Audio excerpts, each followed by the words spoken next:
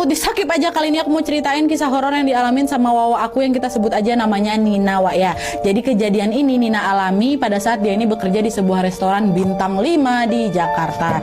Kejadiannya terjadi tahun 2018 lalu, Wak. Nah, jadi ceritanya hari itu restoran tempat Nina ini bekerja, salah satu hallnya ini di booking selama 5 hari untuk acara perhimpunan pengusaha kayak gitulah, Wak. Nah, sebelumnya setiap ada yang booking hall di restoran itu untuk wedding ataupun untuk gathering nggak pernah ada masalah. Tapi kali ini permintaan dari si klien ini agak janggal gitu, Wak, karena permintaannya itu agak aneh. Mulai dari permintaan meja tambahan yang kemudian meja itu tidak ada yang boleh pakai, dan permintaan untuk selalu menyalakan dupa di setiap sisi hall. Nah, karena tuntutan profesional pekerjaan, semua permintaan itu ya tetap dilakukan aja. Dan walaupun terasa janggal, Wak, Nina ini juga nggak terlalu ngambil pusing ya kan.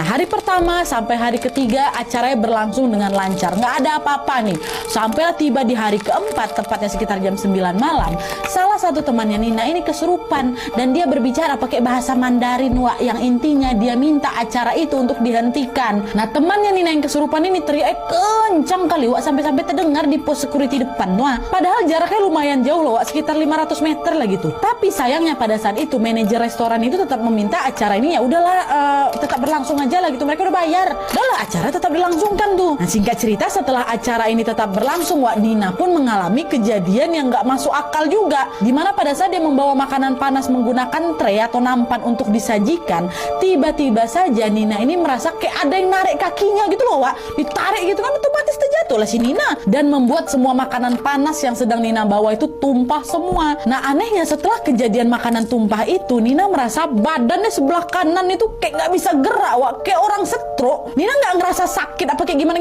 enggak, tapi setengah badannya itu betul-betul terasa kaku kali, Wak, dari kepala sampai kaki. Sampai Nina ini harus dipapah 8 orang temannya untuk sampai di kosnya dia, Wak. Nah, melihat keadaan Nina, teman kosnya si Nina ini pun berinisiatif manggil orang pintar. Kita panggil aja lah nama orang pintar ini Bunda Arum, Wak ya. Nah, baru aja Bunda Arum ini sampai di kos mereka, tiba-tiba Bunda Arum ini nyeletuk, "Wah, Nina, kamu itu calon tumbal," katanya. Dan gak lama kemudian Bunda Arum ini pun memeganglah kepalanya Nina dan berbicara pakai bahasa Mandarin, Wak, selama kurang lebih 3 jam pakai bahasa Mandarin. Dan setelahnya kondisi Nina pun berangsur membaik ya. Nah, sebelum pulang Bu Arum ini pun berpesan kalau lebih baik kamu izin aja dulu, nggak usah kamu masuk kerja besok, istirahatlah dulu nak gitu kan. Nah, mendengar hal itu Nina pun menyetujuinya, "Baik Bunda, besok aku mau izin aja," gitu. Nah, terus, Wak, keesokan harinya tepatnya di siang hari, tiba-tiba saja Nina mendapatkan kabar dari teman kantornya kalau salah satu karyawan di tempat dia bekerja itu meninggal dunia akibat tertimpa lift barang. Aduh, merinding aku. Dan kalian tahu, tempat temannya tertimpa lift barang itulah tempat Nina terjatuh gara-gara ada yang narik kakinya, Wak. Karyawan lain mengatakan kalau kondisi teman mereka yang meninggal ini begitu parah, bahkan kulit kepala sampai terlepas saking parahnya tuh kalian. Dan yang anehnya lagi, Wak, pada saat lift barang ini diperiksa, tidak ada kerusakan berat di lift itu. Dan setelah kejadian itu pula, pihak manajemen restoran berpesan untuk tidak menyebarkan berita soal kejadian ini. Makanya tadi di awal nggak aku samarkan namanya si Nina ini kan. Itu juga permintaan Nina sih. Nah, kejadian yang menimpa kawannya ini Nina ceritakan juga ke Bunda Arum, Wak. Masih ingat kalian kan? Dan kalian tahu Bunda Arum nih bilang apa?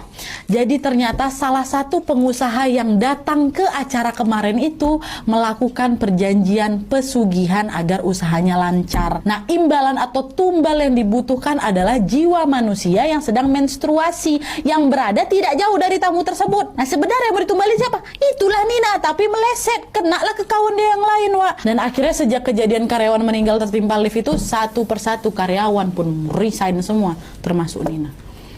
Aduh. Guys, ini kasus yang serem banget. Jadi, 10 November lalu, seorang ketua RT dari sebuah perumahan di Kalideres, Jakarta Barat itu mendapatkan komplain dari salah satu warganya yang mengatakan bahwa tetangga mereka itu rumahnya mengeluarkan bau yang sangat nyengat dan buruk. Dilaporkanlah ke polisi, dan ketika polisi datang, polisi menemukan bahwa rumah ini itu masih kekunci rapat, bahkan pagarnya juga masih kekunci. Didobrakkan sama polisi, dan polisi menemukan dalam rumah itu ada 4 jasad. Semua anggota keluarga yang tinggal di rumah itu meninggal dalam kondisi yang cukup mengerikan. Tubuh mereka sudah mengering dengan kulit dan tulang belulang yang jelas terlihat. Dari otopsi ditemukan bahwa mereka meninggal karena kelaparan. Hal yang sangat janggal mengetahui bahwa rumah mereka ini cukup besar dan orang-orang di sekitarnya tahu bahwa mereka tuh punya uang. Keempat jasad ini juga ditemukan dalam lokasi yang berbeda-beda. Dan kejanggalannya nggak stop di situ. Ditemukan di meja mereka ada kapur barus di dalam mangkok, lilin merah, dan juga bedak.